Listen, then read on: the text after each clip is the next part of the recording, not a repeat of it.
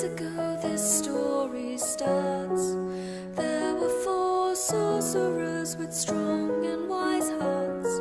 But Gryffindor from Wildmoor, fair Ravenclaw from Glen, sweet Hufflepuff from Valley Broad, should Slytherin from Fen. They had a dream to teach all that they knew.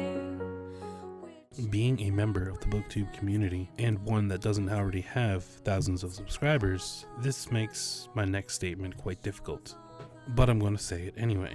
I have not, and most likely will not in my lifetime, read the Harry Potter series. I'll pause for a second while you let that sink in.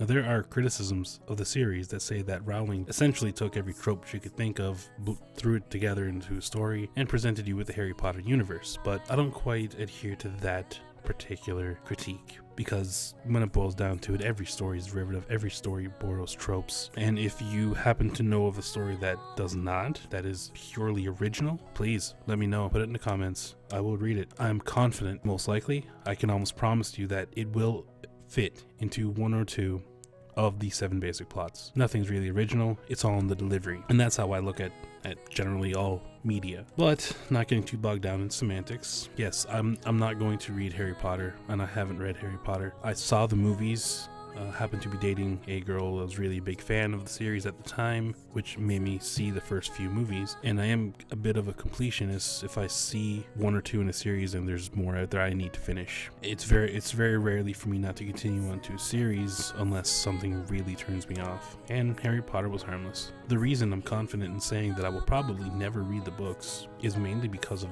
YouTube and the internet and the critics like those on BookTube. Between the movies, between people that are diehard fans of the series posting all the differences between the books and the movies, between the Dom's series Lost in Adaptation, who just finished doing a retrospective on every single movie and how it differs from the book. There's numerous amounts of videos like this that tell you how the book was different from the movie, and I've seen so many of these to the point that there really isn't anything in the book that I'm not already aware of. Sure, some things may have flown under the radar, but generally I get the gist of the differences, and for me to do a reread of something, it needs to be something that I'm passionate for. And at this point, even though I haven't read Harry Potter, between the movies and the endless amount of fanfare, I feel as though I have already experienced the story of the books. So I don't mean it as a slight against the series to why I'm not going to read it. I'm already a slow enough reader as it is, and there's way too many things that I need to read and want to read that I'm not planning on going back to Harry Potter. That may or may not change in the future, but as it is right now, I don't suspect that it's going to be something happening anytime soon. Of course, there's a caveat. This is BookTube.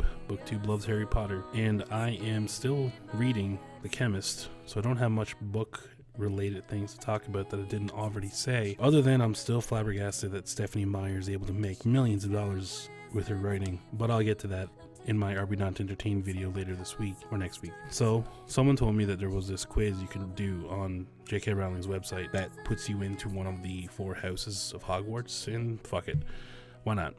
So without further ado, I bring you my experience with the Pottermore's sorting hat. Let's see what house I would have belonged to. I'm really betting it's Slytherin, but we'll see. Okay, this should look familiar to you. This is the Pottermore website. I'm all signed in. I wasn't expecting so many different quizzes. I've also been told I need to do this Patronus one as well. But for now, we are going to join a Hogwarts house. Okay, oh, that's cool. You can check out the story of the sorting hat. Should tell you what it is. I might check that out after. But you're here for the sorting, so let's begin the experience. Forest or river? I think it's more important to have a river if you were to survive. Yeah, river. Which nightmare would frighten you the most? Standing on top of something very high and realizing suddenly that there are no hand or footholds nor any barrier to stop you from falling. Okay, fear of heights. An eye in the keyhole of the dark, windowless room in which you are locked. Waking up to find that neither your friends nor your family have any idea who you are. Sometimes that wouldn't be a bad thing. Being forced to speak in such a silly voice that hardly anyone can understand you and everyone laughs at you. Well, I'm a Newfoundlander. That happens anytime I talk to somebody from the mainland. So the winner of this one is the Eye in the Keyhole. If you were attending Hogwarts, which pet would you choose to take with you? Wow, there's quite a few.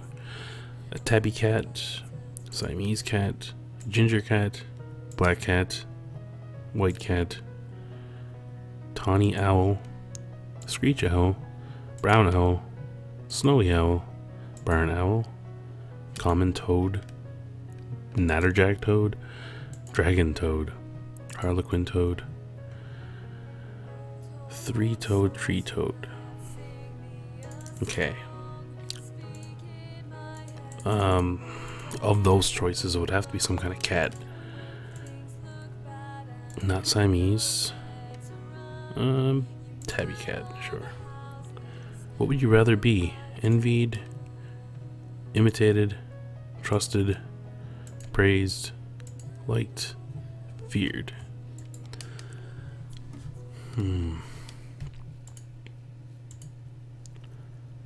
If I'm being completely honest, of these choices, definitely trusted.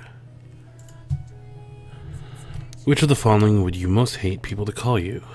Ordinary, ignorant, cowardly, selfish. Well, I don't mind them calling me ordinary. I kind of wish I was. Cowardly, I wouldn't really care. Ignorant, definitely ignorant. I pride myself in looking on all sides of all stories. You enter an enchanted garden. What would you be the most curious to examine first? The silver-leaf tree bearing golden apples. Okay. The fat red toadstools that appear to be talking to each other. That would creep me out. The bubbling pool in the depths of which something luminous is swirling. Or the statue of an old wizard with a strangely twinkling eye.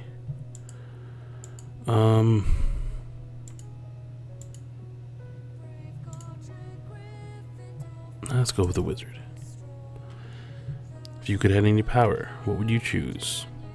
To read minds, invisibility, human strength, speak to animals, power to change the past, and the power to change your appearance. Well, I definitely won't change the past. I've seen the butterfly effect. I know how messed up that can get.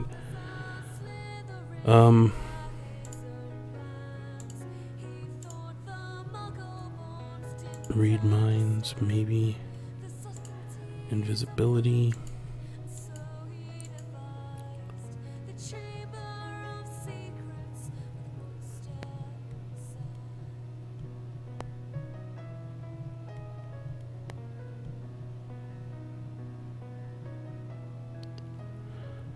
No. Of these, I would go with invisibility, I think. Left or right?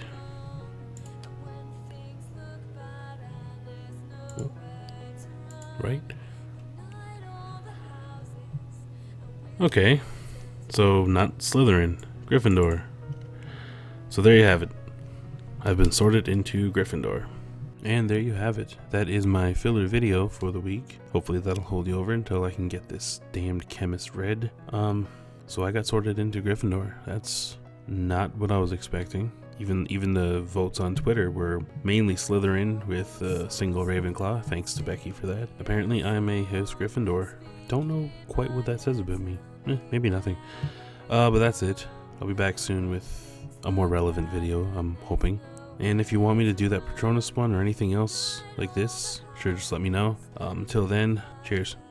Better be Gryffindor!